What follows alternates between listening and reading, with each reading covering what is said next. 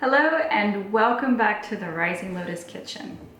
We are in the throes of spring. It's a beautiful spring day outside. In fact, it's raining a little bit, so it's a perfect wood element balanced between yin and yang day.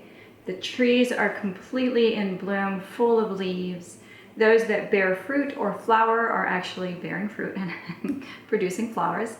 And signs of spring are all around us. It's a great time to enjoy the abundance that Mother Earth gives us during this time. So spring season belongs to the wood element, and the wood element, it rules over the liver organ and of course the gallbladder organ. So yin and yang.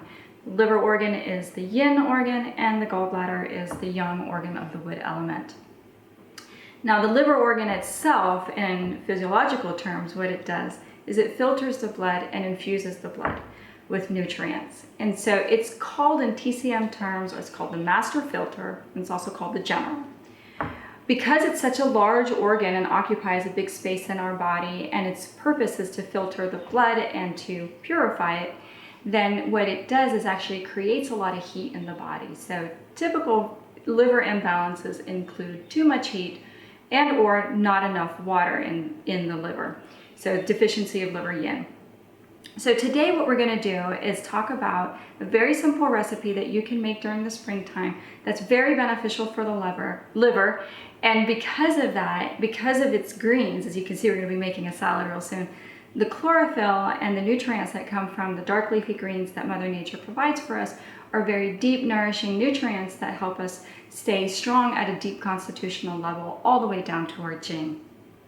So what we're going to work with is the dandelion.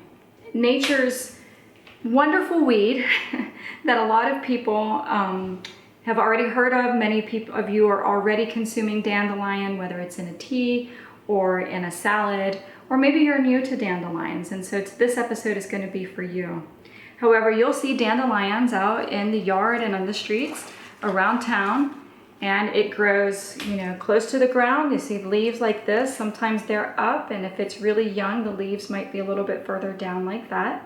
But as you can see, these nice long leaves come from a fairly mature dandelion plant. This one's a little droopy. And from the center of the plant, we would have the stem with the yellow flower at the end. Now, all parts of the dandelion are edible, but today we're going to be working with the leaves, which you can buy at a store. These come from my local Asian supermarket, which I love so much and very grateful to be close to one. They come in a package, just very easy. I've washed them to remove any impurities, and they're ready to go. Now, let me say a word. If you do want to eat the dandelions that grow in your yard or your neighborhood, you may want to keep a couple things in mind. One is, of course, most people in general terms in our society consider it a weed, and so most people will spray weed repellent on it. So, and you don't want to cultivate any foods that you're going to eat, especially any weeds or grasses, flowers, and so on, from yards which have been treated with pesticides. That's a big no-no. For obvious reasons, you're going to be eating it, and so you don't want that, right? So if you are going to do a little bit of urban farming, and go out and try to find some natural dandelion. Maybe go into a place where you're absolutely sure that the field or the grass or the area has not been treated with any type of pesticide. The other thing is you're going to want to make sure that you're actually getting a dandelion. Now, while dandelion is fairly easy to identify, there's some really good advice in those who do foraging, and that is, make sure that you actually are 100 or 200, 300% sure that what you're going to eat and what you're identifying as that plant is actually that plant. For the rest of us who are not doing any type of urban foraging, or who are don't have access to a field and don't have the question about pesticides and what's going on to the field and so on, then going to a grocery store is probably a safe way to go ahead and get your dandelions. So that's what I did. I went to the store. I know it's a dandelion. I know for the most part that it hasn't been treated with any kind of pesticides or things like that, because otherwise the leaves would not be the way they are. Okay, so getting on to the recipe itself. So what we're going to do is we're not going to, this recipe requires the dandelion to be raw, which is perfectly fine. It's going to have a bit of a sharper taste to it. but it's still edible nonetheless. We're gonna mix it with a couple of other things to kind of break it down a little bit and have it not be so powerful. But the greens from the dandelions, again, the whole plant can be consumed, and the greens, they contain, chlorophyll. They also contain minerals and vitamins that are really good for our liver and our blood, because liver rules over the blood. But it's also because of the connection of the liver to the eyes in a distant way. If we have strong, healthy liver, then we can expect somewhat great vision. So lots of benefits for eating dandelions. People make them in a tea. So you could take the flower and make it into a tea. Today what we're gonna do, like I said, is we're just gonna make a quick salad and we're gonna do it raw. Because the dandelion leaf does have a fairly strong flavor, I'm not going to use a lot of leaf, and I'm gonna cut off the toughest part, which is closest down to the bottom of the stem. So I'm going to reserve mostly the leafy part of the dandelion. And I'll go ahead and cut that in fairly big chunks. I'm not dicing it really tiny like an onion. I want to keep it somewhat big. That way, when I bite into the dandelion, I know that I'm getting that nice crunchy dandelion flavor. So we're going to leave that here on the side. To go with it, I've selected a red leaf lettuce today, also from my local Asian store where I went recently. And same thing, you can leave the stems on. Just for visual purposes today, I'm going to go ahead and cut the toughest part off. And again, cut my lettuce into larger chunks. So, I like the crunch of a salad. It's really tasty. And I like the burst of flavors. So here we've got our red lettuce, and we're going to put that down at the bottom of the plate. And we're going to take the dandelion and put that on top, just like that.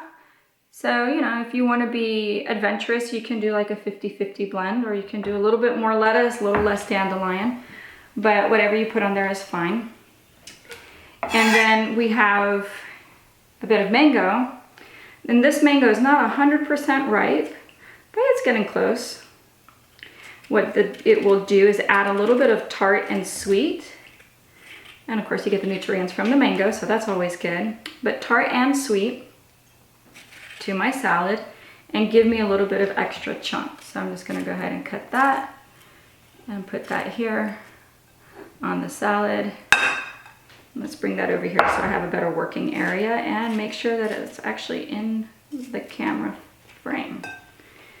So here we go. I love mangoes. I grew up with mangoes in Puerto Rico, and when I was in college at the University of Puerto Rico in Mayagüez on the west coast of the island, the parking lot for the building that I used to go to a lot was surrounded by mango trees. And so when mangoes were in season, we'd have these huge, just the branches would be covered, just hanging heavy with the weight of all of these mangoes.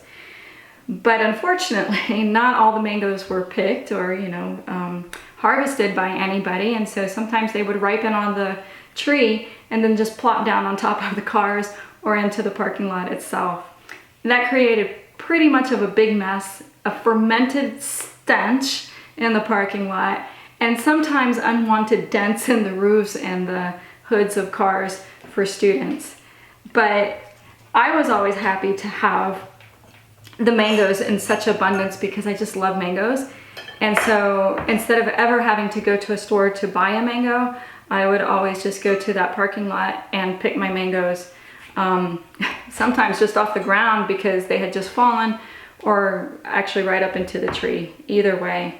If you've ever been to Puerto Rico, you'll know that, everything grows everywhere. It's a tropical island and it's full of abundance. And so, it's so easy to just drive around and pick what you need from the side of the road. Okay, so we've got our red leaf lettuce here and the dandelion, and I'm just gonna take a little bit of lemon. This is gonna be my dressing. I love the taste of lemon, and lemon is also very good for blood and digestion. So lemon is one of those that has a unique property, is that it's an acid in its normal state, but when it's digested, it becomes alkaline. And so you guys probably already know that as well. So lemon is really good for people who have acidic blood, and acidic blood pH is not a very good thing. So you want to try to bring your pH up always. That helps to combat disease and keeps your immune system strong. So taking a squeeze of lemon and putting that over your salad, what you're getting is a plate full of benefit. And then one last thing, or two last things. Let me rinse my hands. And so you don't need to put a lot of stuff on this. This is very easy. You just take my pink Himalayan salt, which I swear by, and do a little bit. This is just for a little bit of flavor, and so it's going to enhance the mango and the lemon, and it's going to temper the dandelion. And of course the lettuce doesn't really do much of anything other than add bulk and fiber. And then a little squeeze of pepper, and voila, you got it. I mean, just a few ingredients, and here's your salad with dandelions, taking advantage of spring, a super easy way to get your greens in with nothing but goodness on here. There's no fats, completely vegan, and totally healthy for your body. So we'll put the recipe at the end of the video, as well as some links for some interesting information. And thanks for tuning in. See you next time.